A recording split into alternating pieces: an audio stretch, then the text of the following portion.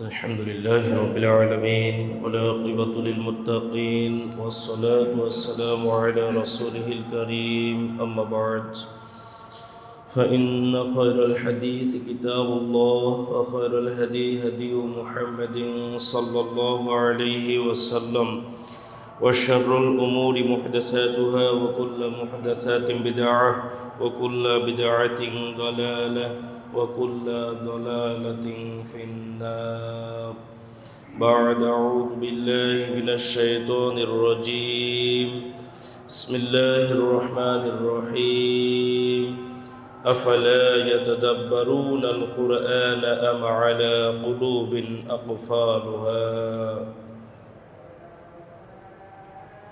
যাবতীয় প্রশংসা মহান রব্বুল আলামিনের জন্য, যার অশেষ মেহেরবানিতে দীর্ঘদিন পর আপনাদের সাথে পুনরায় মিলিত হয়ে কিছু কথা বলার এবং শোনার সুযোগ হলো। যে মহান রব্বুল আলামিন সুযোগ করে দিলেন, তারই বারগাহে সর্বাগ্রে শুকরিয়া জানাই আলহামদুলিল্লাহ।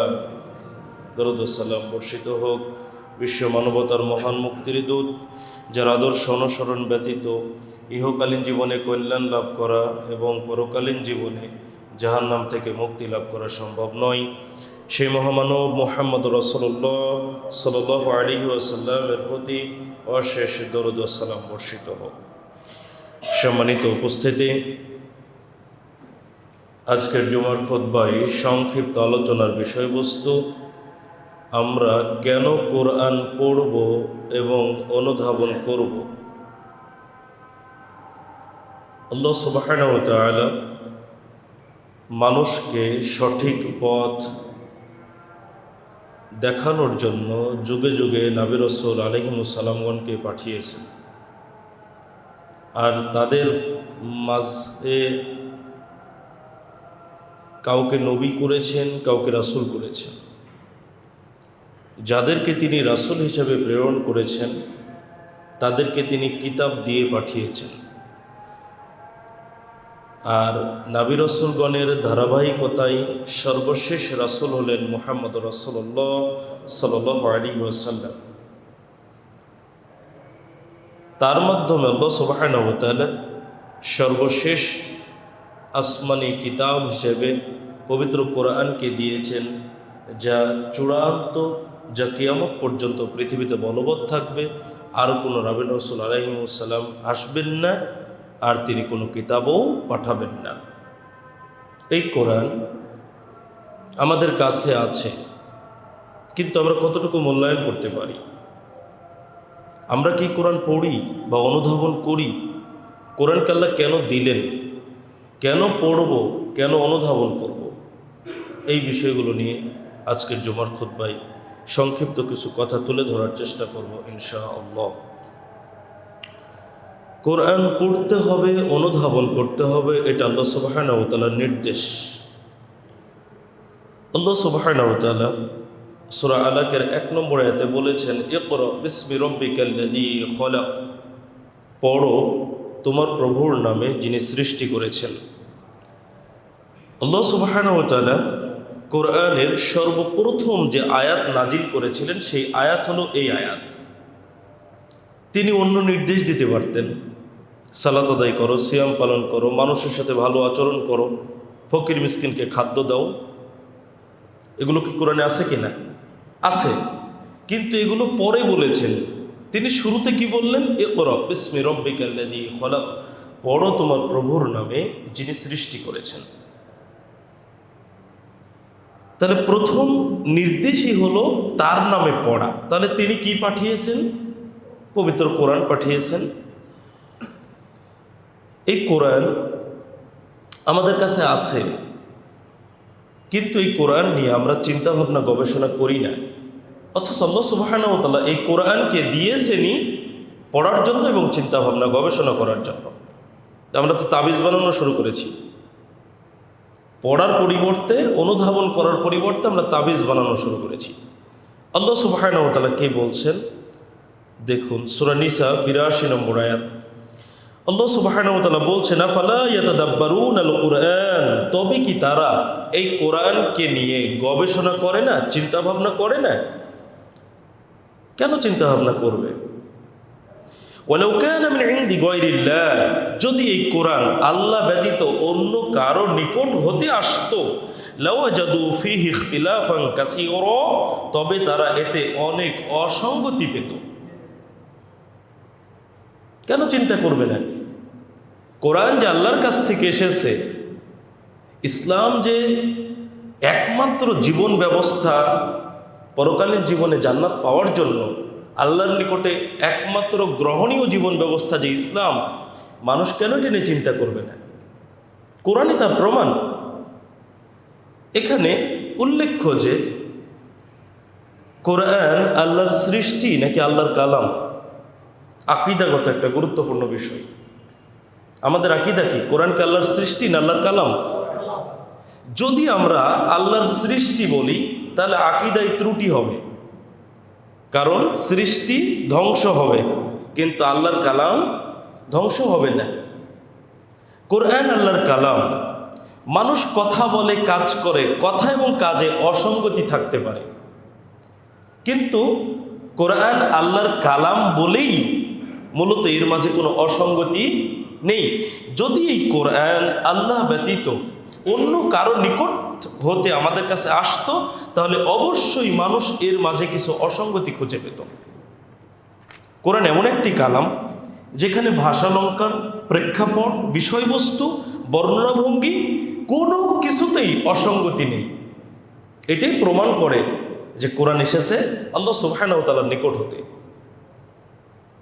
যদি কখনো মনে হয় যে কোরআনের একটি আয়াত আরেকটি আয়াতের সাথে সাংঘর্ষিক, একটি আয়াতের সাথে আরেকটি আয়াতের অসঙ্গতি রয়েছে, তাহলে বুঝতে হবে এটা মানুষের জ্ঞানে ঘাটতি, এটা মানুষের বুঝের অপারগতা। কোরআনে অসঙ্গতি নেই। আর এরপরেও কেন মানুষ এটা নিয়ে ভাবছে না? কেন ভাবছে না মানুষ এরপরেও এটা নিয়ে?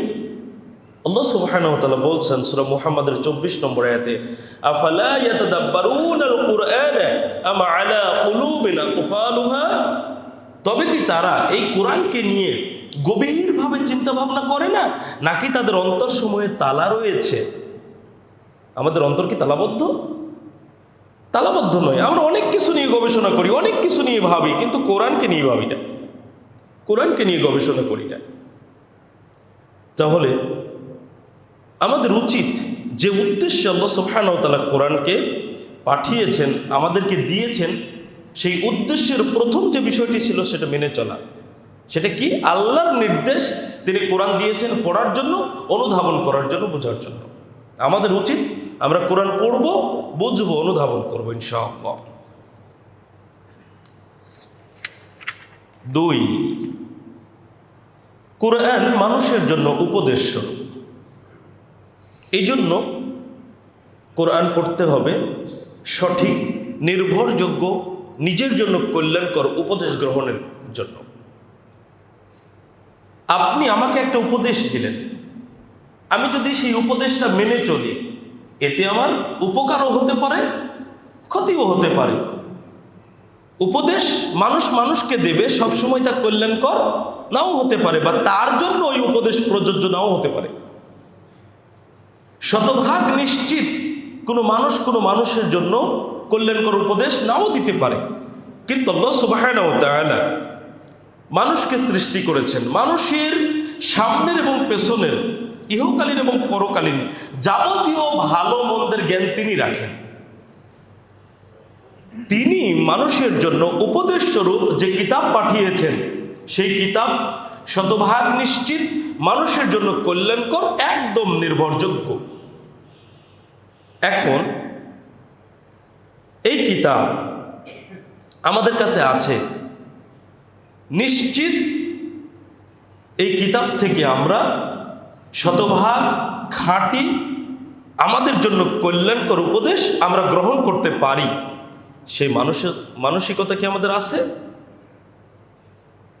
আমাদের মানসিকতাই পার্থক্য আছে, ত্রুটি আছে, ঘাটতি আছে, যার কারণে আমরা এই বিশুদ্ধ, সঠিক, কল্যাণকর, উপকারী উপদেশের জায়গা থেকে আমরা উপদেশ গ্রহণ করতে পারছি না।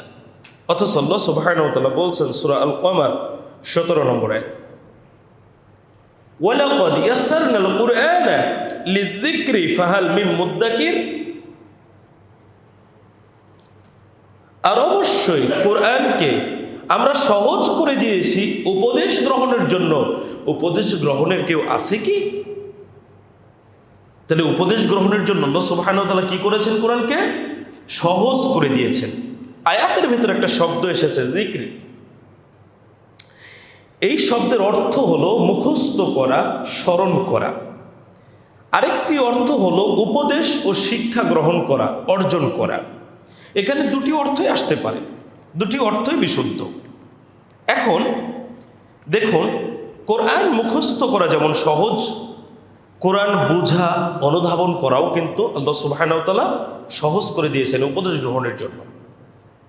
তাওরাত, জবুর, ইনজিলের কিতাবগুলো মানুষের মুখস্থ ছিল না, কিন্তু প্রতিনিয়ত দুনিয়াতে লক্ষ লক্ষ মানুষ রয়েছে যাদের কোরআন মুখস্থ। এই জন্য কোরআনকে আল্লাহ সুবহানাহু ওয়া তাআলা সহজ করে দিয়েছেন। এটা যেমন মুখস্থ করা সহজ, এটা উপলব্ধি করা সহজ, এটা বোঝা সহজ। উপদেশ গ্রহণের কেউ আছে কি? আসলে কোরআন থেকে সবাই উপদেশ গ্রহণ করবে না। কোরআন থেকে উপদেশ গ্রহণ করবে মুমিনরা এবং উপকৃত হবে মুমিনরা। কোনো কাফের, কোনো মুনাফিক ব্যক্তি কখনো কোরআনের কাছে এসে কোরআন থেকে উপকৃত হতে পারবে না যদি তাদের মধ্যে সেই কুফরি আষ্টে পৃষ্ঠে তাকে ধরে থাকে। মুনাফিকি থেকে যদি সে উঠে আসতে না চায়, আষ্টে পৃষ্ঠে যদি সে মুনাফিকিটাকে গ্রহণ করে থাকে, তাহলে সে কোরআনের কাছে এসেও উপকারিতা পাবে না। কোরআন তাদের জন্য উপকারী হবে যারা মুমিন। এই উপদেশটা মুমিনরা গ্রহণ করবে। এই জন্য আল্লাহ সুবহানাহু ওয়া তাআলা সূরা যারিয়াতের 55 নম্বর আয়াতে বলেছেন, ওয়াযাক্কির, আপনি উপদেশ দিতে থাকুন, ফাইন্না যিকরা তানফাউল মুমিনিন, কেননা নিশ্চয় উপদেশ মুমিনদের উপকারে আসে। মক্কা মদিনায় শুধু কি মুসলিম ছিল না, অমুসলিমরাও ছিল? তো মক্কা মদিনায় যখন মুহাম্মদ সাল্লাল্লাহু আলাইহি ওয়াসাল্লাম দাওয়াত পেশ করেছেন, সেই সময় যারা অবস্থান করেছে সবাই কি জান্নাতে যাবে? যাবে না। কেন যাবে না? কারণ এই উপদেশ তার কাছ থেকে সবাই গ্রহণ করেনি। উপদেশ গ্রহণ করেছে শুধু মুমিনরা, যারা মুত্তাকি, যারা পরহেজগার, যারা নিজেকে পরিশুদ্ধ করতে চায়, তারা উপদেশ গ্রহণ করেছে এবং সফলতা তারাই পেয়েছে, আর কেউ কিন্তু পায়নি। অথচ ওই মক্কা মদিনায় শুধুমাত্র সাহাবায়ে কেরামগণ ছিলেন না, তাদের পাশাপাশি কাফের মুশরিকরাও ছিল। এতেই বোঝা যায় যে কোরআন উপদেশ স্বরূপ হলেও এই কোরআন থেকে উপদেশ নিয়ে সবাই উপকৃত হবে বিষয়টা এমন নয়। কোরআন থেকে উপদেশ গ্রহণ করবে মুমিনরা, উপকৃত হবে মুমিনরা। আমাদের করণীয় হলো কোরআন থেকে নির্ভরযোগ্য, খাঁটি, নিজের জন্য উপকারী, কল্যাণকর উপদেশ গ্রহণ করব আমরা। এটাই হলো আমাদের কর্তব্য। আমরা কখনোই এখান থেকে বিচ্যুত হব না এবং দূরে সরে যাব না। 3, হেদায়াতের জন্য কোরআন পড়তে হবে এবং অনুধাবন করতে হবে। আল্লাহ সুবহানাহু ওয়া তাআলা সূরা বালাদের 10 নম্বর আয়াতে বলেছেন, ওয়াহাদাইনাহুন নাজদাইন, আর আমরা তাকে দুটি হেদায়েত দিয়েছি। দুটি হেদায়েত মানে একটা হলো জাহান্নামের পথ আর একটা হলো জান্নাতের পথ। একটা ভালো কর্ম, একটা মন্দ কর্ম, এই দুটি পথের হেদায়েত আমরা তাকে দিয়েছি। এখন এর বর্ণনা কোথায় আছে? পবিত্র কোরআনে। আমরা কোনটা মন্দ পথ, কোনটা জাহান্নামের পথ আর কোনটা জান্নাতের পথ, এটা যদি চিনতে চাই, অনুধাবন করতে চাই, তাহলে কোরআনের কাছে আসতে হবে, কোরআন পড়তে হবে, অনুধাবন করতে হবে। সবাই আসলাম আর হেদায়েত পেয়ে গেলাম, তাও নয়। দেখুন সূরা বাকারার 2 নম্বর আয়াতে আল্লাহ সুবহানাহু ওয়া তাআলা বলছেন, হুদাল লিল মুত্তাকিন, মুত্তাকিদের জন্য পথ নির্দেশ। কোরআন কাদের জন্য পথ নির্দেশ? মুত্তাকিদের জন্য, যারা আল্লাহ ভীরু, যারা তাকওয়াবান, যারা আল্লাহর ভয়ে কোরআনের কাছে এসেছে, যারা কোরআন থেকে হুকুম আহকামগুলো জেনে সেগুলো মেনে চলার উদ্দেশ্য নিয়ে এসেছে, কোরআন তাদের জন্য হেদায়েত। তাহলে যে কেউ কোরআনের কাছে আসবে সেই হেদায়েত পেয়ে যাবে বিষয়টা এমন নয়। তাহলে আপনি তাদের কথা চিন্তা করুন, যারা কোরআনের ভুল ধরার জন্য কোরআনের কাছে এসেছে। তারা কি কোরআন পড়েনি? ব্যাকরণগত ভুল ধরেছে ছাড়া, আবার চেষ্টা করেছে তারা কোনো শাব্দিক অর্থের ক্ষেত্রে কোনো জায়গায় অসঙ্গতি তৈরি করার চেষ্টা করেছে। তাহলে কোরআন না পড়েই করেছে? কোরআন পড়ে করেছে। হেদায়েতের জন্য করেছে? আল্লাহর ভয়ে করেছে? না, বরং কোরআনের ভুল ত্রুটি বের করে মুসলমানদেরকে হেনস্থা করার চেষ্টা করার জন্য, অন্য কিছু নয়। তাহলে তারা হেদায়েত পাবে কিভাবে? কোরআন হেদায়েত হলো মুমিনদের জন্য, কোরআন হেদায়েত দেখাবে মুত্তাকিদের জন্য, যারা আল্লাহকে ভয় করে চলে, নিজেকে পরিশুদ্ধ করতে চায়, কোরআন তাদেরকে হেদায়েত দেখাবে। তাহলে যারা মুমিন হতে চায়, যারা জান্নাতে যেতে চায়, যারা নিজেকে পরিশুদ্ধ করতে চায়, তাদের কর্তব্য হচ্ছে কোরআনের কাছে আসা, কোরআন পড়া এবং অনুধাবন করা। সঠিক হেদায়েতটা ওখানে আছে। আল্লাহ সুবহানাহু ওয়া তাআলা সূরা বানী ইসরাঈলের 9 নম্বর আয়াতে বলেছেন, ইন্না হাযাল কুরআনা ইয়াহদি লিল্লাতী হিয়া আকওয়াম, নিশ্চয় এই কোরআন হেদায়েত করে সেই পথের দিকে যা আকওয়াম, অর্থাৎ সরল সুদৃঢ়। ওয়ায়ুবাশশিরুল মুমিনিনাল্লাযীনা ইয়া'মালুনাস সালিহাত, এবং সৎকর্ম পরায়ণ মুমিনদেরকে সুসংবাদ দেয় যে আন্না লাহুম আজরুন কাবীরা, তাদের জন্য রয়েছে মহা পুরস্কার। তাহলে কোরআন সবার জন্য হেদায়েত নয়, মূলত মুমিনদেরকে সুসংবাদ দিয়েছে। আর এই আয়াতের মধ্যে আল্লাহ সুবহানাহু ওয়া তাআলা আকওয়াম শব্দটি উল্লেখ করেছেন। আকওয়াম হলো সেই পথ যা গন্তব্যে পৌঁছতে সবচেয়ে নিকটবর্তী, নিরাপদ, অর্থাৎ জান্নাতে যাওয়ার জন্য সবচেয়ে নিকটবর্তী, সরল সোজা, একদম নিরাপদ, সুদৃঢ়, বিপদমুক্ত একটি পথ, সেটি হলো আকওয়াম। এটা মানুষের জন্য কল্যাণকর এবং সঠিক। আর সুসংবাদ কাদের জন্য? মুমিনদের জন্য। তাহলে হেদায়েত সবার জন্য নয়, হেদায়েত আছে মুমিনদের জন্য কোরআনে। তাহলে এই হেদায়েত পাওয়ার জন্য, হেদায়েতকে খোঁজার জন্য মানুষকে কোরআনের কাছে আসতে হবে, কোরআন পড়তে হবে, কোরআন অনুধাবন করতে হবে। 4, অন্তরের রোগের আরোগ্য লাভের জন্য কোরআন পড়তে হবে এবং অনুধাবন করতে হবে। মানুষের রোগ 2 ভাগে বিভক্ত। একটি হলো মানুষের শরীরের দৈহিক রোগ, বাহ্যিক রোগ, সর্দি, কাশি, ঠান্ডা, জ্বর, ক্যান্সার, টিউমার, এই রোগগুলো, এগুলো হলো মানুষের শরীরের রোগ, এগুলো হলো দৈহিক রোগ।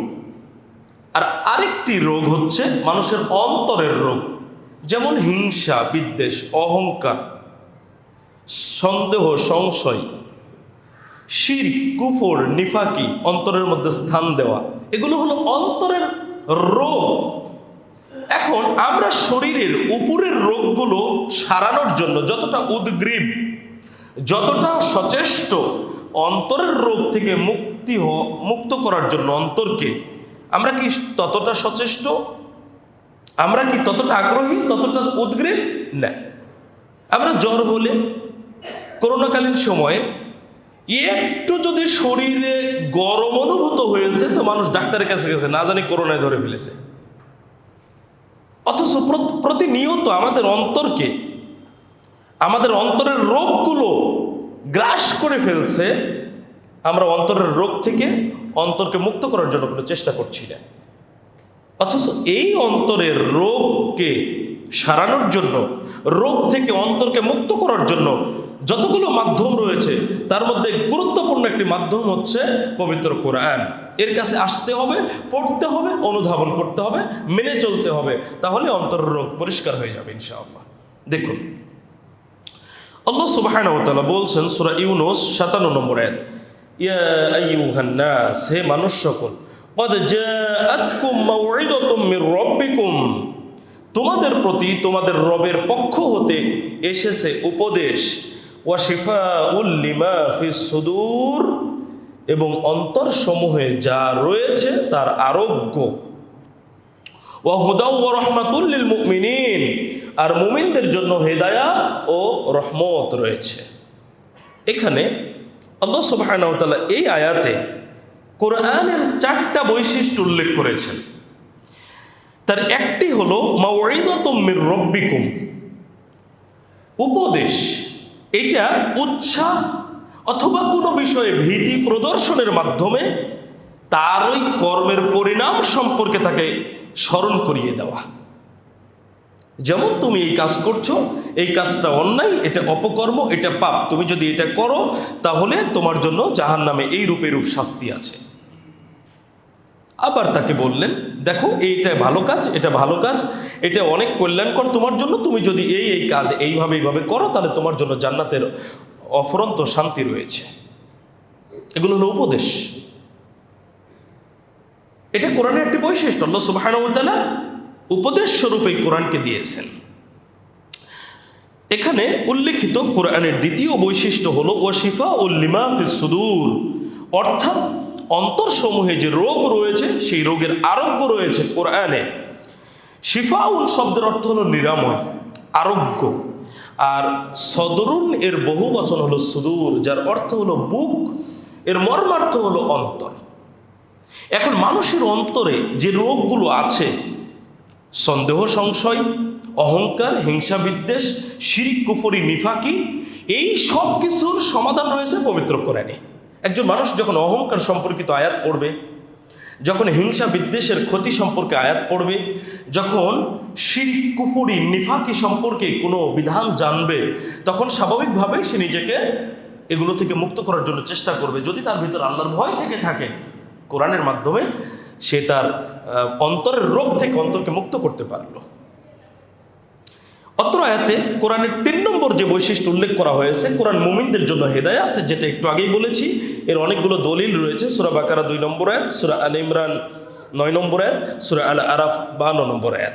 আরও অনেক দলিল আছে যে কোরআন মুমিনদের জন্য হেদায়াত, মুত্তাকিদের জন্য হেদায়াত। 4 নম্বর বৈশিষ্ট্য আয়াতে উল্লেখ করা হয়েছে, কোরআন হলো মুমিনদের জন্য রহমত। এই রহমতের অন্য একটি অর্থ হলো নিয়ামত। তাহলে কোরআন উপদেশ, কোরআন মানুষের অন্তরের রোগের আরোগ্য, কোরআন মুমিনদের জন্য হেদায়েত, মুমিনদের জন্য রহমত। এই যে কোরআনের বৈশিষ্ট্য সমূহ, এই বৈশিষ্ট্যগুলো দ্বারা কেবল মুমিনরাই উপকৃত হবে, কোনো কাফির সম্প্রদায় উপকৃত হতে পারবে না। আমাদের তো ঈমান আছে, তাহলে আমরা যদি এই কোরআন থেকে উপকৃত হতে চাই, তাহলে মুমিনদের উচিত কোরআনের কাছে আসা, কোরআন পড়া এবং অনুধাবন করা, এবং তার মধ্যে কি আছে সেটা জেনে বুঝে আমল করা। এটা হলো আমাদের জন্য করণীয়। 5, কোরআনে কল্যাণ রয়েছে, রহমত রয়েছে, বরকত রয়েছে, প্রশান্তি রয়েছে। এগুলো কোরআনে আছে। মানুষ যখন কোরআনের কাছে আসবে তখন মানুষ রহমত, বরকত, কল্যাণ, প্রশান্তি প্রাপ্ত হবে। প্রকৃত শান্তি আছে এখানে। আল্লাহ সুবহানাহু ওয়া তাআলা সূরা সোয়াদের 29 নম্বর আয়াতে বলেছেন, কিতাবুন আনসালনাহু ইলাইকা মুবারাকুল লিয়াদাব্বারু আয়াতিহি, এটি মুবারক কিতাব, এটা আমরা আপনার প্রতি নাজিল করেছি যাতে মানুষ এর আয়াত সমূহে গভীরভাবে চিন্তা ভাবনা করে। আবারও চিন্তা ভাবনার বিষয় চলে আসলো। আল্লাহ সুবহানাহু ওয়া তাআলা বরকতময় করে নাজিল করেছেন এই কিতাবকে। কেন করেছেন? যাতে করে মানুষ এই কিতাব নিয়ে চিন্তা ভাবনা করে, গবেষণা করে, অনুধাবন করার জন্য চেষ্টা করে। দেখুন, এই কোরআনে প্রশান্তি রয়েছে। মানুষ যখন কোরআনের কাছে আসবে তখন মানুষ প্রশান্তি লাভ করতে পারবে। রাসূলুল্লাহ সাল্লাল্লাহু আলাইহি সাল্লাম এই বিষয়ে কি বলছেন দেখুন। সহিহ বুখারী 3614 নম্বর হাদিস, বারা ইবনে আজিব রাদিয়াল্লাহু আনহু হতে বর্ণিত, তিনি বলেন, এক সাহাবী সূরা কাফ তেলাওয়াত করছিলেন। তো সেখানে একটি ঘোড়া বাঁধা ছিল। তো তিনি যখন সূরা কাফ তেলাওয়াত করছিলেন তখন ঘোড়াটি লাফালাফি শুরু করে। সাহাবী তখন আল্লাহ সুবহানাহু ওয়া তাআলার নিকটে শান্তি ও নিরাপত্তা লাভের জন্য দোয়া করলেন। দোয়া করার পরে সাহাবী লক্ষ্য করলেন যে এক টুকরো মেঘ এসে তাকে ঢেকে নিল। এই ঘটনাটি এই সাহাবী রাসূলুল্লাহ সাল্লাল্লাহু আলাইহি ওয়াসাল্লামের নিকটে বর্ণনা করলেন। তখন রাসূলুল্লাহ সাল্লাল্লাহু আলাইহি ওয়াসাল্লাম তাকে বললেন, ইকরা ফুলান, হে অমুক, তুমি এভাবে পড়তে থাকো, ফাইন্নাহা সাকিনাতু নাযালাত লিল কুরআনি আও তানাজ্জালাত লিল কুরআন, এটা তো প্রশান্তি ছিল যে কোরআন তেলাওয়াতের কারণে নাজিল হয়েছিল। তাহলে কোরআন তেলাওয়াত করলে প্রশান্তি নাজিল হয়। তাহলে বরকত, রহমত, প্রশান্তি, কল্যাণ এইসব যদি আমরা লাভ করতে চাই, আমাদেরকে কোরআনের কাছে আসতে হবে, কোরআন পড়তে হবে, অনুধাবন করতে হবে। ছয়, ঈমান বৃদ্ধির জন্য কোরআন পড়তে হবে, অনুধাবন করতে হবে। এখানে আকীদাগত আরেকটি গুরুত্বপূর্ণ বিষয় রয়েছে। ঈমান কি বাড়ে ও কমে? আমাদের আকীদা কি?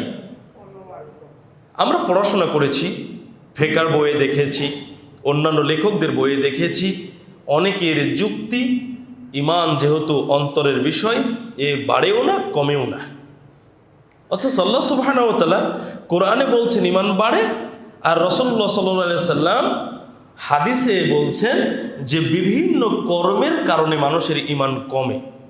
যেমন জেনাকার যখন জেনা করে তখন তার ঈমান থাকে না, চোর যখন চুরি করে তখন তার ঈমান থাকে না, মদখোর যখন মদ পান করে তখন তার ঈমান থাকে না। মুহাদ্দিসগণ এই হাদিস এবং কিছু আয়াতকে সামনে এনে এটা তুলে ধরেছেন যে ঈমান বাড়ে ও কমে, এটাই প্রকৃত বিশুদ্ধ আকীদা, এটাই আমরা পোষণ করব। ঈমান বাড়ে ও কমে কিভাবে? মানুষ যখন সৎকর্মের মাঝে থাকে, সৎকর্ম করে, সৎকর্মের মধ্য দিয়ে তার সময়কে ব্যয় করে, তখন মানুষের ঈমানটা আপনা আপনি বৃদ্ধি পায়। আর মানুষ যখন পাপকর্মের মধ্যে বেশি ডুবে থাকে, যখন বেশি বেশি পাপকর্ম করে, তখন মানুষের ঈমানটা কমে যায়। এই জন্য দেখবেন যেই লোক স্বাভাবিকভাবে নেকির কর্মে লিপ্ত থাকে, সৎকর্মে লিপ্ত থাকেন, সেই মানুষটি কোনো কারণে সেই সৎকর্মটি ছুটে গেলে আফসোস করেন। আমার একটা কথা মনে পড়ে, আমার এক বড় ভাই ছিলেন, তিনি রাজশাহী বিশ্ববিদ্যালয়ে ইসলাম স্টাডিজের ছাত্র ছিলেন। ইমাম মানুষ, 12 বছর যাবৎ 5 ওয়াক্ত সালাত ইমামতি করতেন এই ভাই। তো একদিন দেখি হঠাৎ খুব মন খারাপ। আমি জিজ্ঞেস করলাম, হঠাৎ কি হয়েছে আপনার, আজকে মন খারাপ কেন? তখন বলছে যে দীর্ঘ 12 বছরে আজকে আমার ফজরের জামাত মিস হয়েছে। ইমামদের কি সহজে জামাত মিস হয়? অর্থাৎ দায়িত্ব পালন করতেই হবে। দেখেন, একটা হলো ইমামতি দায়িত্ব, তাই পালন করা, আর আরেকটা হলো নিজের থেকে ভালো লাগা যে ফজরের জামাতে আমি উপস্থিত হব। দুটো কি এক সমান? একটা দায়বদ্ধতা, চাকরি চলে যাবে, আর আরেকটা নিজের ভালো লাগা। দেখেন, ওই ভাইটার মধ্যে যদি এমন হতো যে সে শুধু দায়িত্ব পালন করছে, তাহলে তার কিন্তু এই অনুভূতি আসতো না একদিন মিস হয়েছে কোনো ব্যাপার না। কিন্তু সে এটা ভেবে কষ্ট পাচ্ছে যে আজকে ফজরের জামাতটা আমার মিস হয়েছে। দীর্ঘ 12 বছরে একদিন এই যে কষ্টটা তার অনুভূত কেন হচ্ছে, এটার কারণ হলো তার ভেতরে যে ইমানি দৃঢ়তা আছে, সেখানে কিছুটা হলেও তার কষ্ট লেগেছে ঘাটতি পড়ার কারণে। আরেকজন মানুষকে দেখেন, প্রতিনিয়ত পাপকর্মে জড়িত, পাপকর্মের সাথে জড়িত হচ্ছে, পাপকর্মে লিপ্ত হচ্ছে, তার কোনো অনুভূতিই নাই যে এটা পাপ, এখান থেকে উঠে আসতে হবে। কেন? সয়ে গেছে, পাপটা করতে করতে অভ্যস্ত হয়ে গেছে, সয়ে গেছে, তার কাছে এটার পাপ মনে হচ্ছে না। অর্থাৎ তার ইমানের জায়গাটা একেবারে দুর্বল হতে হতে এমন পর্যায়ে পৌঁছে গেছে যে ওই পাপটাকেও পাপ মনেই করছে না, অন্যায়কে অন্যায় মনেই করছে না। সে ইমান বাড়ে এবং কমে। মানুষ যখন বেশি বেশি সৎকর্ম করে তখন ইমানটা বাড়ে, আর মানুষ যখন বেশি বেশি পাপকর্মের দিকে ধাবিত হয় তখন ইমান কমে। এটাই আহলে সুন্নাত ওয়াল জামায়াতের আকীদা। এই আকীদা আমাদেরকে পোষণ করতে হবে। এবার আসুন, সৎকর্মের মাধ্যমে ইমান বৃদ্ধি পায়। যতগুলো সৎকর্ম করলে ইমান বাড়ে, তার মধ্যে অন্যতম গুরুত্বপূর্ণ আমল হচ্ছে কোরআন তেলাওয়াত, কোরআন বোঝা, অনুধাবন করা। একজন মানুষ কোরআন পড়ছে, সেখানে নানান ধরনের পাপকর্মের বিবরণ পড়ছে, সেখানে অনেক ফজিলতপূর্ণ নেকির কর্মের কথা পড়ছে, আবার জাহান্নামের শাস্তির কথা পড়ছে, কিয়ামতের ভয়াবহতা সম্পর্কে সে পড়ছে, অনুধাবন করছে, জান্নাতের অফুরন্ত সুখের কথা সে পড়ছে, অনুধাবন করছে। এই সব বিষয় যখন তার মধ্যে প্রতীত হবে, তার ভেতরে যখন অনুভূত হবে, তখন তার ঈমান বেড়ে যাবে। আল্লাহ সুবহানাহু ওয়া তাআলা এই কারণে বলছেন সূরা আনফালের 2 নম্বর আয়াতে, ওয়াইদা তুলিয়াত আলাইহিম আয়াতুহু যাদাতুহুম ঈমানা, মুমিনদের নিকটে কোরআনের আয়াতসমূহ পাঠ করা হলে তাদের ঈমান বেড়ে যায়। কিন্তু আমাদের অবস্থা কি? আজকে যারা আমাদেরকে কোরআন শোনানোর জন্য আসে, তাদের অবস্থাটা কি? 1 ঘন্টা লেকচার দিলে 2টা আয়াত হাদিস পাওয়া যায় না। কিভাবে ঈমান বাড়বে?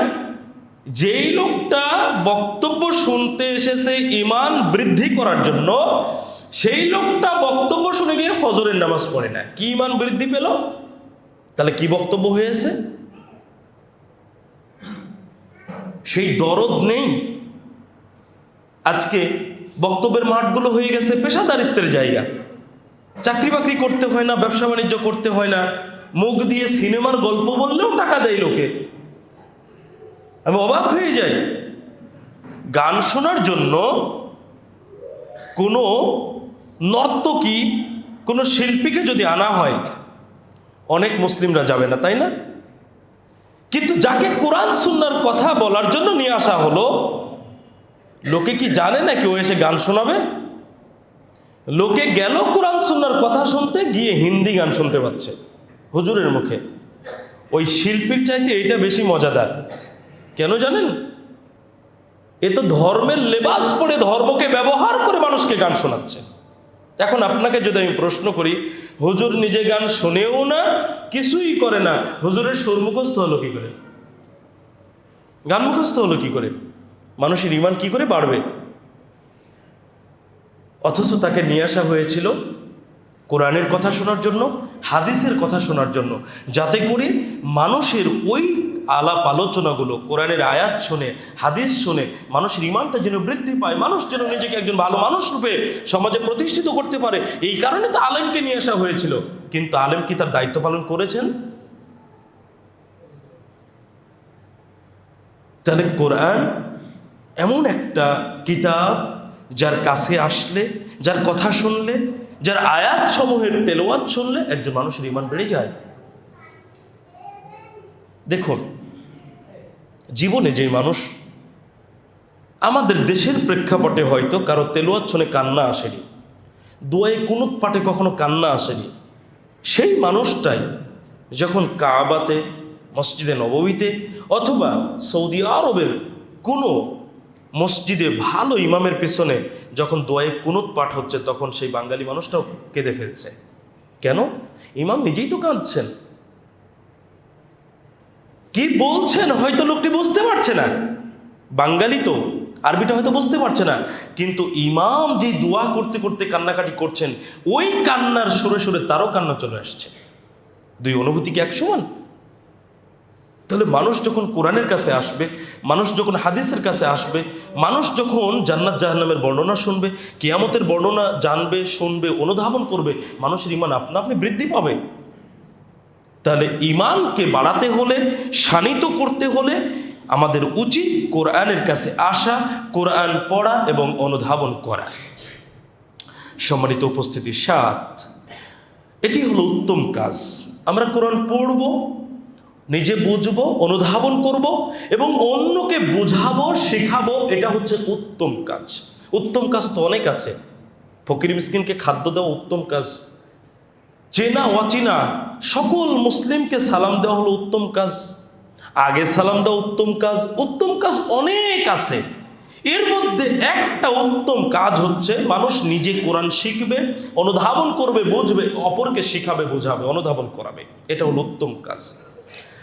সহিহ বুখারী 5027 নম্বর হাদিসে রাসূলুল্লাহ সাল্লাল্লাহু আলাইহি ওয়াসাল্লাম বলেছেন, খায়রুকুম মান তাআল্লামাল কুরআন ওয়া আল্লামাহ, তোমাদের মধ্যে সর্বোত্তম সেই ব্যক্তি যে কোরআন শিখে অন্যকে শেখায়। এই হাদিসটি সবারই জানা।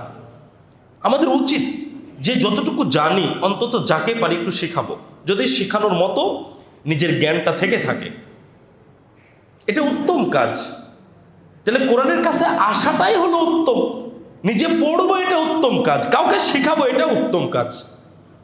কত উত্তম কাজকে আমরা অ্যাভয়েড করে চলছি, অথচ অনুত্তম কাজগুলোর সাথে আমরা প্রতিনিয়ত জড়িত আছি। আমাদের উচিত অনুত্তম কাজগুলোকে দূরে সরিয়ে রেখে উত্তম কাজগুলোকে আঁকড়ে ধরা। 8, কোরআন পড়া এবং অনুধাবন করার মাধ্যমে মানুষের মর্যাদা অর্জিত হবে। এই কারণে কোরআন মানুষকে পড়তে হবে, অনুধাবন করতে হবে।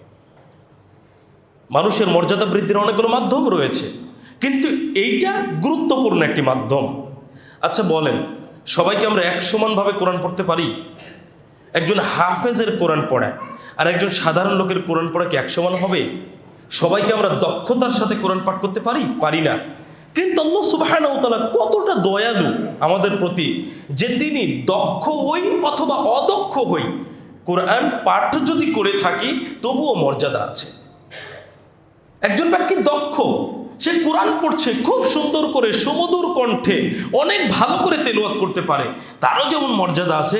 আর একজন পাঠ করে বেঁধে যায়, আটকা আটকা হয়, ভালো করে পড়তে পারে না, তারও কিন্তু মর্যাদা আছে। দেখুন রাসূলুল্লাহ সাল্লাল্লাহু আলাইহি সাল্লাম কি বলছেন, সহিহ বুখারী 4937 নম্বর হাদিস। রাসূলুল্লাহ সাল্লাল্লাহু আলাইহি ওয়াসাল্লাম বলেছেন, মাসালুল্লাযী ইয়াকরাউল কুরআনা ওয়া হুয়া হাফিযুন লাহু মা'আস সাফারাতিল কিরামিল বারারা। কুরআনের হাফেজ পাঠক যারা কোরআনকে সংরক্ষণ করে, হাফেজ কোরআনের পাঠকারী, তাদের মর্যাদা সম্মানিত লেখক ফেরেশতার মতো। ওয়া মাসালুল্লাযী ইয়াকরাউ ওয়া হুয়া ইয়াতাআহাদুহু ওয়া হুয়া আলাইহি শাদীদ। আর যে ব্যক্তি কোরআন ভালো করে পড়তে পারে না, খুব কষ্ট হয়, আটকে যায়, বাধা বাধা হয়, উচ্চারণটা অতটা সুন্দর করে করতে পারে না, কষ্ট করে পড়ে, পড়াটা ছাড়ে না, কষ্ট হলেও পড়ে, এই ব্যক্তির মর্যাদা সম্পর্কে রাসূলুল্লাহ সাল্লাল্লাহু আলাইহি ওয়াসাল্লাম বলছেন, ফালাহু আজরানি, তার জন্য দ্বিগুণ পুরস্কার রয়েছে।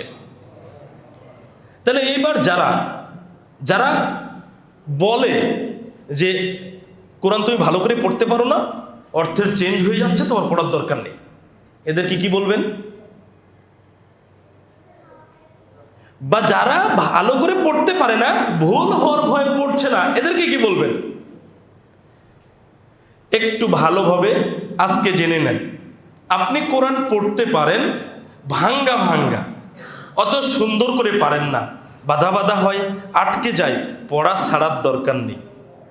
নেক নিয়াতে আপনি বিশুদ্ধভাবে পড়ার চেষ্টা করবেন যতটা সম্ভব। ভুল হচ্ছে, পড়াটা শুদ্ধ করার চেষ্টা করেন, ভুলের মধ্যে থাকবো না, শুদ্ধ করার চেষ্টা করব। কিন্তু এর মানে এই নয় যে আমার যতদিন শুদ্ধ হচ্ছে না ততদিন না পড়ে বসে থাকবো, এমনটা নয়। আমি পড়তে থাকবো, বিশুদ্ধ করতে থাকবো, ইনশাআল্লাহ আশা করি এই মর্যাদার অধিকারী আমরা হতে পারবো ইনশাআল্লাহ। সুতরাং কোরআন পড়া ছাড়বো না, নারী হই বা পুরুষ হই, ইচ্ছাকৃতভাবে ভুল করব না। যদি অনিচ্ছাকৃতভাবে কিছু ত্রুটি বিচ্যুতি হয়ে যায়, ইনশাআল্লাহ ক্ষমা পাওয়া যাবে, কিন্তু কোরআন পড়তে থাকতে হবে। কোরআন পড়া যেন আমরা ছেড়ে না দিই। আমাদের অন্তত এই মর্যাদা লাভের জন্য হলেও কোরআনের কাছে আসা, কোরআন পাঠ করা, অনুধাবন করা জরুরি। আল্লাহ সুবহানাহু ওয়া তাআলা মানুষের কোনো কর্মেরই এমনি কোনো কিছু না দিয়ে যে কাউকে ছেড়ে দিবেন এমনটা করেননি। এমন কি কাফির মুশরিকরা কি ভালো কাজ করে না? করে কি না? তারা দান খয়রাত করে না? একজনের ভারী বোঝা মাথায় উঠিয়ে দিচ্ছে না? অনেক কিছুই তারাও করে। শিরিক করে, ঠিক আছে, কিন্তু শিরিকের পাশাপাশি তারা কিছু ভালো কাজ আছে যেগুলোতে শিরিক মিশ্রিত নাই। একজন ফকিরকে, একজন অভাবগ্রস্তকে সে 2 টাকা দান করলো, এদিকে কোনো শিরিক আছে? নাই। তাহলে কিন্তু এটা ভালো কাজ। কথা হচ্ছে তাদের প্রতিদান কি, এটা মনে রাখবেন।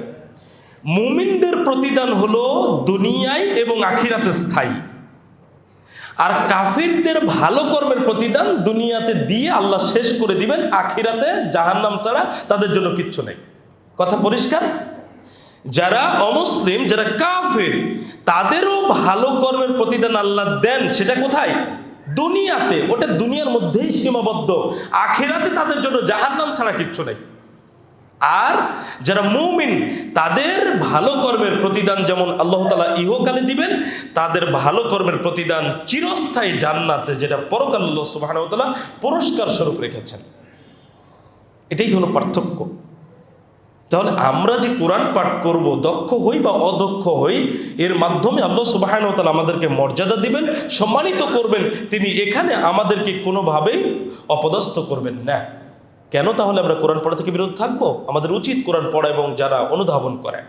এখানে আরেকটি বিষয় আমি উল্লেখ করে যাব, সেটি হলো কোরআনের হাফেজদের নিয়ে ইদানিং কিছু কথাবার্তা ফেসবুকে খুব ছড়াচ্ছে। কেউ একেবারে জাহান্নামে ঠেলে দিয়ে দিচ্ছে, হাফেজরা জাহান্নামে চলে যাবে। কথা হচ্ছে যে আমাদের উচিত যখন আমরা মানুষের সামনে কথা বলবো, কথাগুলো একটু ব্যাখ্যা বিশ্লেষণ করে দেওয়া, একটা বিস্তারিত পরিসরে কথা বলা। হুট করে একটা কথা সমাজে ছেড়ে দিলেই বুঝতে হবে যে কথা যিনি বলেন তিনি তো চলে যান। আমি খুতবা দিতে এসেছি, 12 ঘন্টার জার্নি হয়ে গেছে আজকে আমার। আমি অনেক দূর থেকে এসেছি, খুতবা দিয়ে আমি চলে যাব না? এমন একটা কথা এখানে বলে ছেড়ে দিয়ে চলে গেলাম, আমি নাই, আপনারা তো মারামারি লেগে গেছেন। এটা আলেমকে বুঝতে হবে না? আলেমের হিকমা কি? তাহলে কথা সংক্ষেপ না হয় ভালো, যে কোনো বিষয় একটু বিস্তারিত হওয়া ভালো, যাতে করে মানুষের মধ্যে হট্টগোলতা তৈরি না হয়। আমি সংক্ষেপে একটু বলি। এখানে কোরআনের যারা হাফেজ তাদের কিন্তু মর্যাদার কথা বলা হয়েছে। দুটি বিষয় মনে রাখবেন, কোরআনের হাফেজের কিন্তু একটা আলাদা গুরুত্ব আছে। কোরআন পাঠ করা, হাফেজ হওয়া, এটার একটা আলাদা গুরুত্ব আছে। পাশাপাশি হাফেজ হয়ে কোরআনকে বোঝা, অনুধাবন করা, কোরআনের মাঝে আল্লাহ সুবহানাহু ওয়া তাআলা যে হুকুম আহকামগুলো আমাদেরকে দিয়েছেন সেই বিষয়গুলো জানা, বোঝা, অনুধাবন করে আমলে নিয়ে আসা, এটা হলো জরুরি। এর মানে এই নয় যে কোরআন কেউ মুখস্থ করলো, তার ভেতরে কি বলা হয়েছে কিছুই জানলো না, আর মৃত ব্যক্তির খালি কোরআন পড়ে দাওয়াত খেয়ে বেড়াচ্ছে। বিষয়টা এমন নয়, বিষয়টা এমন নয়। কোরআন মুখস্থের একটা গুরুত্ব আছে, হাফেজের একটা গুরুত্ব আছে। আমরা হাফেজদেরকে কখনোই তুচ্ছ তাচ্ছিল্য করবো না। হাফেজ যিনি, অবশ্যই গুরুত্ব আছে, তার মর্যাদা আছে, কিন্তু একজন হাফেজের কর্তব্য, উচিত কোরআনটা যেভাবে মুখস্থ করেছেন ঠিক তেমনিভাবে মুখস্থের পাশাপাশি আয়াত সমূহে আল্লাহ সুবহানাহু ওয়া তাআলা যে বিধানগুলো দিয়েছেন সেই বিধানগুলো জানা, অনুধাবন করে। কিন্তু আমাদের প্রেক্ষাপট একটু উল্টে গেছে না, আমাদের দেশে হাফেজদের মূল্যায়ন নেই। আর মূল্যায়ন না থাকার কারণে আমাদের দেশের হাফেজরা হাফেজ হওয়ার পরে নিজের হিফজকে টিকিয়ে রাখার জন্য কোনো চেষ্টা করে না। যখনই দাখিল কোনো আলিয়া মাদ্রাসায় ভর্তি হয়ে যায় তখন তার হিফজটা হারিয়ে যায় ধীরে ধীরে। ও চেষ্টা করে না, কেন? হাফেজ হওয়ার পরে মূল্যায়ন পাচ্ছে না। অপরদিকে যেহেতু তাদেরকে শুধু হাফেজ বানানো হয়েছে, সেহেতু ওরা এতটুকুই বুঝেছে যে আমার কোরআন মুখস্থ করতে হবে। কোরআন মুখস্থের পরে যে এই কোরআনকে অনুধাবন করতে হবে, বুঝতে হবে, উপলব্ধি করতে হবে, এই সেন্সটা কখনোই একটা হিফজখানায় সহজে ঢোকানো হয় না। খুব কম হাফেজ টিচার আছেন এখন যারা ছাত্রদেরকে হয়তো কিছু ব্যতিক্রম কিছু শেখানোর চেষ্টা করছেন।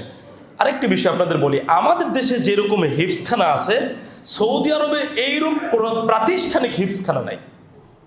তাহলে তাদের বাচ্চারা হাফেজ হয় কিভাবে? বাড়িতে বসে বসে কোরআন মুখস্থ করে ফেলে। আর আমাদের পড়ার জন্য কোথায় যেতে হয়? হিফজখানায় যেতে হয়। বাড়িতে বসে আমরা কোরআন মুখস্থ করতে পারি না। কি এক আশ্চর্য ব্যাপার! এটার জন্য প্রতিষ্ঠান লাগে, এটার জন্য নাকি সার্টিফিকেট লাগে আমাদের দেশে। আমাদের উচিত যারা হাফেজ, আপনার সন্তানকে হয়তো আপনি হাফেজ বানাতে পারেন। যারা হাফেজ আছি, শুধু হাফেজ হয়ে থাকলে বিষয়টা এমন নয়। আমাদের উচিত হবে হাফেজ হওয়ার পাশাপাশি কোরআনটাকে অনুধাবন করা, বোঝা, অর্থগুলো উপলব্ধিতে নিয়ে আসা। আমি এখানে যেহেতু প্রসঙ্গ চলেই আসলো, পরামর্শ স্বরূপ একটা কথা বলে যাই।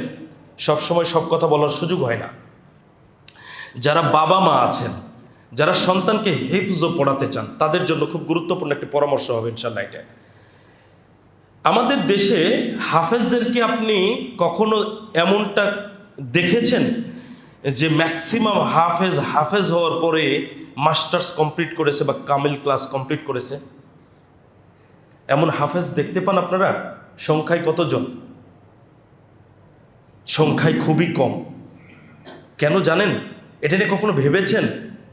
এটার কারণ হচ্ছে, যেই সব বাবা মা সন্তানকে হিফজ বিভাগে পড়ায়, সেই সব বাবা মা যেমন এটা উপলব্ধি করে না যে আমার সন্তানকে কোন বয়সে আমি হাফেজিয়াতে দিচ্ছি, যেই টিচারটা হিফজ বিভাগে চাকরি করেন তিনিও কখনো ওই শিক্ষার্থীর ভালো মন্দ নিয়ে কথা বলেন না, তার তো ছাত্র প্রয়োজন। এই কারণে আমাদের দেশের প্রেক্ষাপটে একজন হাফেজিয়া মাদ্রাসার শিক্ষার্থী 13 বছর 14 বছর 15 বছর বয়সে হাফেজিয়া মাদ্রাসায় পড়ছে। বলেন তোর কোন ক্লাসে পড়ার বয়স? 13-14 বছর বয়সে 8-9-এ পড়ার বয়স। ও ভর্তি হয়েছে 11 বছর বয়সে বা 10 বছর বয়সে। এখন হিফজখানায় শুধু কি পড়ানো হয়? কোরআন পড়ানো হয়। হাফেজ হয়ে যখন সে বেরও হলো তখন তার বয়স 16 বছর। একাডেমিক লেভেলে কোন ক্লাসে পড়ার বয়স? ক্লাস 10-এ। এখন ও যে 3 বছর বা 4 বছর হিফজখানায় থাকলো, ওকে কি বাংলা ইংরেজি অঙ্ক কিছু পড়ানো হয়েছে? এখন ও কিভাবে এসে 9-10-এ ভর্তি হবে বলেন? তখন ওই হাফেজটা কি করছে? এসে ভর্তি হচ্ছে বাধ্য হয়ে ক্লাস 4 অথবা 5-এ। এখন ক্লাস 4-5-এর বাচ্চার যে মানসিকতা, ওর 16 বছর বয়সে ওই মানসিকতা, দুটো কি এক সমান? ওই বাচ্চাদের সাথে যখন সে পড়তে লাগে তখন ও টিকতে পারে না, ওর মন মানসিকতা বসে না। কারণ 16 বছর বয়সের একটা ছেলের সাথে 16 বছর বয়সে আরেকটা ছেলের বন্ধুত্ব হয়। ক্লাস 4-5-এর একটা বাচ্চার 8-9 বছর বয়স, ওর সাথে কিভাবে ওর মানসিকতার মিলবে, কিভাবে বন্ধুত্ব করবে? 2 দিন ক্লাসে আসে তো 4 দিন ক্লাসে আসে না। এইভাবে তখন সে চলতে শুরু করে। একটা পর্যায়ে কোনোভাবেও যদি 2-3-4টা ক্লাস পারও করে, একটা সময় বাবাকে বলে বিবাহ করবো, কারণ আলিয়া মাদ্রাসায় ছেলে এবং মেয়ে একসাথে পড়াশোনা হয়। তখন সে কোনো একটা মসজিদের মুয়াজ্জিন, নইলে 5 ওয়াক্ত সালাতের ইমাম, নইলে রিক্সা চালাচ্ছে, ভ্যান চালাচ্ছে, এমন হাফেজের অভাব নেই আমাদের কাছে। কেন? এই যে বাবা মা যেমন বুঝেনি কোন বয়সে হিফজখানায় দেব, আর যেই টিচারের কাছে নিয়ে গেছে সেই টিচারটা ছাত্রকে দেখে বাবা মাকে এটা বলে দেয়নি যে আপনার সন্তানের জন্য হাফেজ হওয়ার এটা উপযুক্ত সময় নয়, এটা বোঝায় দেয়নি। তাহলে করণীয় কি? এবার বোঝেন করণীয় কি। যারা সন্তানকে হাফেজ বানাতে চান তারা 6 থেকে 7 বছর বয়সের মধ্যে হিফজখানায় দিবেন। তাহলে কি হবে? সাধারণ মেধাবী যারা, কিছু হিফজখানা আছে ছাত্র যত দ্রুত পড়া শেষ করবে তত তাড়াতাড়ি তাকে হাফেজ হিসেবে সার্টিফিকেট দিয়ে বের করে দিবে। কিছু মাদ্রাসা আছে 1 পৃষ্ঠার উপরে নতুন পড়া, অর্থাৎ সবক নেবেন না। সবক যত বেশি দেওয়া হয় পিছনের পড়া তত তাড়াতাড়ি মানুষ ভুলে যায়, ছাত্ররা ভুলে যায়। এই কারণে কোনো কোনো মাদ্রাসায় নিয়ম যে 1 পৃষ্ঠার উপরে সবক নেব না। তাহলে 1 পৃষ্ঠা করে যদি সবক দেয় কোনো ছাত্র, তাহলে তো তার প্রায় 3 বছর সময় লাগবেই। তাহলে মনে করেন যে আমি এই নিয়মটাই ধরছি যে 1 পৃষ্ঠা সবকটা না। একটা বাচ্চাকে আপনি 6 থেকে 7 বছরের মধ্যে হিফজখানায় দিলেন, 3 বছর লাগলো তার হাফেজ হতে। হাফেজ হওয়ার পরে তার বয়স কত হলো? 9 বছর 10 বছর। ওই বাচ্চাকে নিয়ে এসে আপনি এবার ক্লাস 4 বা 5-এ ভর্তি করে দেন। এখন যারা ক্লাস 4 বা 5-এ আছে তাদের সাথে ওর বয়স এবং কি তার মেন্টালিটি সব অ্যাডজাস্ট, সে চলাফেরা করতে পারবে সমানে সমানে, কোনো সমস্যা হবে না। সে একাডেমিক লেভেলে পড়াশোনা করে একটা উচ্চশিক্ষিত ছেলে হয়ে যাবে। কিন্তু যখনই ওকে আপনি 11-12 বছর বয়সে হিফজখানায় দিয়েছেন, হাফেজ হয়ে এসে 15-16 বছর বয়স, ওকে আপনি ক্লাস 4-5-এ না দিয়ে কোনো উপায় নেই, আপনি ক্লাস 9-এ দিবেন। বীজগণিতের অঙ্কগুলো কিভাবে করবে? পাটিগণিত না হয় বাংলা অঙ্ক এদিক ওদিক ভেবে চিন্তে না হয় করে ফেললো, বীজগণিত কি করবে? বা ত্রিকোণমিতি জ্যামিতি কি করবে? পরিমিতি কি করবে? সমস্যা বুঝতে পারছেন? সুতরাং পিতামাতা যারা আছেন তাদের জন্য এটা পরামর্শ, যারা সন্তানকে হিফজ করাতে চান তারা 10 বছরের আগেই কমপ্লিট করানোর জন্য চেষ্টা করবেন, যাতে করে ওরা একাডেমিক লেভেলে এসে হাফেজ হওয়ার পাশাপাশি উচ্চশিক্ষা অর্জন করে কোরআনটাকে রিসার্চ করতে পারে, গবেষণা করতে পারে, অনুধাবন করতে পারে। আর যারা শুধু হাফেজ হয়েছে, যদি আমলে তারা টিকে থাকে, শিরিক বিদআত থেকে যদি মুক্ত থাকে, কখনোই আমরা হাফেজদেরকে অপদস্থ করবো না, অপমান করবো না, তাদেরকে জাহান্নামে ঠেলে না দিই আমরা। বরং যারা ভুল পথে চলে গেছে তাদেরকে বুঝিয়ে আমরা সঠিক পথে আনার জন্য চেষ্টা করি, বিভ্রান্ত না ছড়াই। সম্মানিত উপস্থিতি, এবার আসুন যারা কোরআন পড়ে এবং যারা কোরআন পড়ে না, এরকম 4 শ্রেণীর ব্যক্তি মোটামুটি আমাদের মাঝে আছে। এদের সম্পর্কে রাসূলুল্লাহ সাল্লাল্লাহু আলাইহি সাল্লাম একই হাদিসে কিছু দৃষ্টান্ত পেশ করেছেন। আমরা এই হাদিসটি এখন জেনে নিই।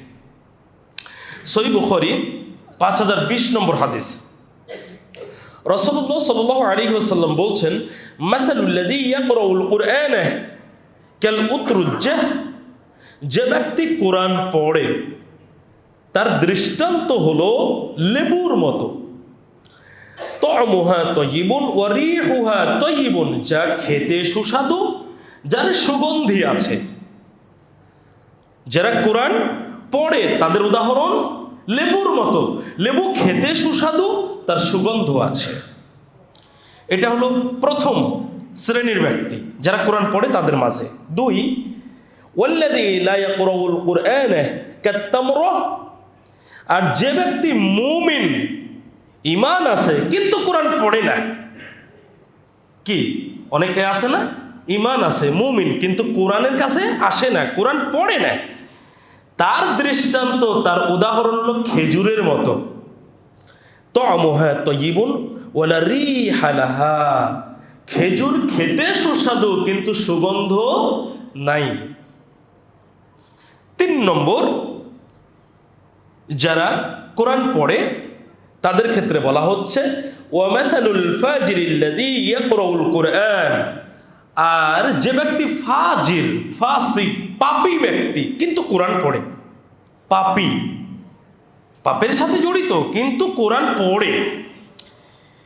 কামাসালির রায়হান, এর উদাহরণ হলো রায়হান নামক লতার মতো। এটা কেমন? রিহুহা তাইয়িবুন ওয়া তা'মুহা মুররুন, এটা সুগন্ধ আছে কিন্তু স্বাদ নাই, বিষাদ, খাওয়া যায় না। অনেক কিছু আমাদের কাছে আছে না, কোনো জিনিসের অনেক সুগন্ধ আছে কিন্তু আমরা মুখেই দিতে পারবো না।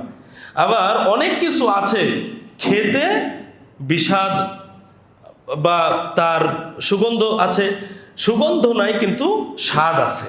পার্থক্যগুলো বুঝতে হবে। এই লোকটা ফাজিল, ফাসিক, পাপী ব্যক্তি কিন্তু কোরআন পড়ে, এর উদাহরণটা হলো রায়হান নামক লতার মতো, যার সুগন্ধ আছে কিন্তু খাওয়া যাবে না, বিষাদ।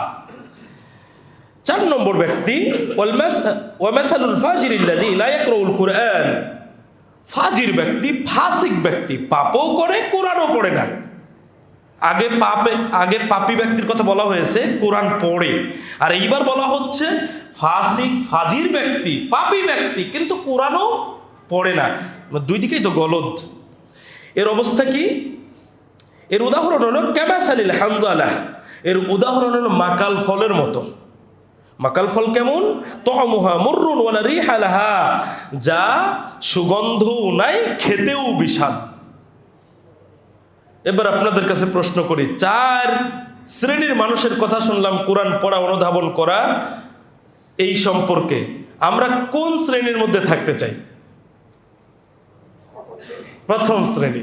আলহামদুলিল্লাহ, আল্লাহ কবুল করুন আমাদেরকে, আমিন। আমরা লেবুর মতো হতে চাই, যার সুগন্ধ আছে, যার স্বাদ আছে। তাহলে কোরআন পড়বো, অনুধাবন করব, কোরআনকে বুঝে মেনে চলার জন্য চেষ্টা করব ইনশাআল্লাহ। আল্লাহ সুবহানাহু ওয়া তাআলা আমাদেরকে কোরআন জেনে বুঝে পড়ে অনুধাবন করে আমলে নিয়ে আসার জন্য তৌফিক দান করুন, আল্লাহুম্মা আমিন। পরিশেষে আপনাদের জন্য আলোচনার বাইরে 2-1টি কথা। প্রত্যেকটা মসজিদে ইমাম আছেন, মুয়াজ্জিন আছেন, খাদেম আছেন, পাশাপাশি আরও কিছু খরচ আছে। বিশেষ করে ঢাকা শহরের মসজিদগুলোতে এসি আছে, গ্রামের মসজিদগুলোর কথা আরও ভিন্ন। প্রত্যেকটা মসজিদেরই খরচ আছে। এই খরচটা কোনো একক ব্যক্তি বহন করা সম্ভব নয়।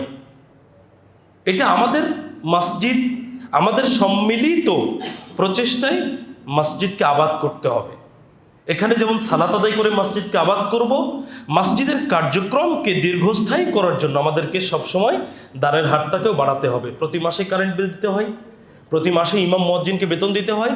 বেতন না দিলে ইমাম মুয়াজ্জিন থাকবেন না, আর কারেন্ট বিল না দিলে কারেন্টও থাকবে না।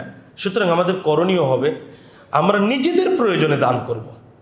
রাসূলুল্লাহ সাল্লাল্লাহু আলাইহি সাল্লাম বলছেন, মা নাকসাত সাদাকাতুন মিন মাল, সাদগা করলে সম্পদ কমে না। আচ্ছা বলেন তো, সাদগা করলে কার উপকার হয়? নিজের উপকার। সাদগা করলে আপনি করবেন আপনার উপকার, আমি করলে আমার উপকার, এতে অন্যের কোনো কিছু নেই, যে করবে তার জন্য উপকার। আল্লাহ তাআলা সূরা বাকারা 272 নম্বর আয়াতে বলেছেন, ওমা তুনফিকু মিন খায়রিন ফালি আনফুসিকুম, বস্তুত তোমরা যা দান করো নিজেদের কল্যাণের জন্যই তো করো। তাহলে আমরা যা দান খয়রাত করি এটা কার কল্যাণ হয়? আমাদের নিজেদের কল্যাণ হয়। আর আল্লাহ তাআলা কোরআনে বিভিন্ন জায়গায় বলেছেন, তোমরা সেই দিন আসার পূর্বে দান করো যেদিন কোনো সাহায্যকারী থাকবে না। সুতরাং আমাদের কর্তব্য হবে দান খয়রাত করা। সালাতের পরেই আমাদের সামনে দিয়ে দান বক্স যায়, আমাদের উচিত দানের হারটাকে বৃদ্ধি করা। রাসূলুল্লাহ সাল্লাল্লাহু আলাইহি সাল্লাম বলছেন, ইত্তাকুন নার ওয়ালাউ বিশিক্কি তামরাতিন, এক টুকরা খেজুর দান করে হলেও জাহান্নাম থেকে বাঁচো। কেন এক টুকরা খেজুর? কেন এত এত টাকা পয়সা, এত এত সম্পদ থাকতে কেন এই স্বল্প কিছুর কথা বলা হলো? আপনার সামর্থ্য যতটুকু আপনি দান করবেন ততটুকু। একজন মানুষের অনেক বেশি সামর্থ্য নাই থাকতে পারে। আবার দেখেন, একজন মানুষ সুদ ঘুষের টাকা দিয়ে অনেক বেশি দান করলো, দান কবুল হবে না। কিন্তু রাসূলুল্লাহ সাল্লাল্লাহু আলাইহি সাল্লাম বলছেন, কেউ যদি তার হালাল রোজগার থেকে খেজুরের আটি সমপরিমাণ অথবা খেজুর সমপরিমাণ কিছু আল্লাহর রাস্তায় দান করেন, আল্লাহ সুবহানাহু ওয়া তাআলা সেটা তার ডান হাতে গ্রহণ করে লালন পালন করতে থাকেন, যেমন ঘোড়ার মালিক ঘোড়ার বাচ্চাকে লালন পালন করে বড় করে। একটা সময় ওই দান পাহাড় সমপরিমাণ হয়ে যায়। তাহলে আপনার আমার এই যে 1 টাকা দান, খেজুর সমপরিমাণ কিছু দান বা খেজুরের আটি সমপরিমাণ কিছু দান, এগুলো ছোট থাকছে না। আল্লাহ সুবহানাহু ওয়া তাআলা সেটাকে বাড়িয়ে অনেক বড় করবেন, যেটা আমাদের জন্য মর্যাদা বাড়াবে, আমাদের সফলতার কারণ হবে। সুতরাং দানের হারটাকে বাড়িয়ে দেবো ইনশাল্লাহ। নারী হই পুরুষ হই প্রত্যেকেই কোটাতে দান বক্সে কিছু দেওয়ার চেষ্টা করবো ইনশাল্লাহ, দেবো ইনশাল্লাহ। পাশাপাশি যারা সন্তান আছে, এই যে আপনারা বাচ্চাদেরকে নিয়ে এসেছেন, দান করা তো বড়রা শিখে গেছি, বাচ্চাদেরকে শিখাবো কিভাবে? আপনি যদি নিয়াত করেন আজকে যে আমি 50 টাকা দান করব কোটাতে, তাহলে 10 টাকা আপনার ডানে বামে 2 সন্তান আছে আপনার, এর হাতে 10 টাকা দেন, ওর হাতে 10 টাকা দেন। নিচতলায় হয়তো আপনার স্ত্রী আছে, তার হাতে আপনি 20 টাকা ধরিয়ে দেন, আপনি 10 টাকা কাছে রাখেন। সবাই একসাথে যার কাছে যখন বক্স যাবে তখন সে দান করুক। আপনার সন্তানও এখানে শিক্ষা গ্রহণ করলো দান করার বিষয়ে। ফকির মিসকিনকে আপনি দান করতে শিখে গেছেন। একজন ফকির হয়তো আপনার সামনে চলে এসেছে, আপনি নিজে টাকা বের করে ফকিরকে না দিয়ে বাচ্চার হাত দিয়ে দেওয়ান, বাবা তুমি এটা ওনাকে দাও, বাচ্চাটা শিখুক। সুতরাং সবসময় যেন এটা আমাদের মধ্যে থাকে। তারা কিভাবে মানবিক হবে এটা আমাদেরকে দেখেই তারা মানবিক হবে। আমরা যদি মানবিক হই, আমি বলতে চাচ্ছি দানের হাতটাকে সবসময় প্রসারিত রাখবো। সেটা মসজিদের ক্ষেত্রে হতে পারে, বাহিরে কোনো ফকির মিসকিনের ক্ষেত্রে হতে পারে, কোনো সহি আকীদার ভালো প্রতিষ্ঠানেও হতে পারে। আমরা দানের হাতটাকে কখনো গুটিয়ে না নিই, কারণ ধর্মীয় প্রতিষ্ঠানগুলো চলে দানের ভিত্তিতে। কেননা আমাদের সরকারি অনুদান দিয়ে কখনো আমাদের মসজিদ মাদ্রাসাগুলো সহজে চলে না, সব প্রতিষ্ঠানগুলো। এই জন্য মূলত আমরা দানের হারটাকে বাড়িয়ে দিব, কখনো দানের হারটা গুটিয়ে নেব না। আল্লাহ সুবহানাহু ওয়া তাআলা আমাদেরকে সার্বিকভাবে কল্যাণ দান করুন, আল্লাহুম্মা আমিন। আজকের আলোচনা মেনে চলার তৌফিক দান করুন, আল্লাহুম্মা আমিন। আকুলু কওলি হাযা আস্তাগফিরুল্লাহ লি ওয়া লাকুম ওয়া লিসাইরিল মুসলিমিন।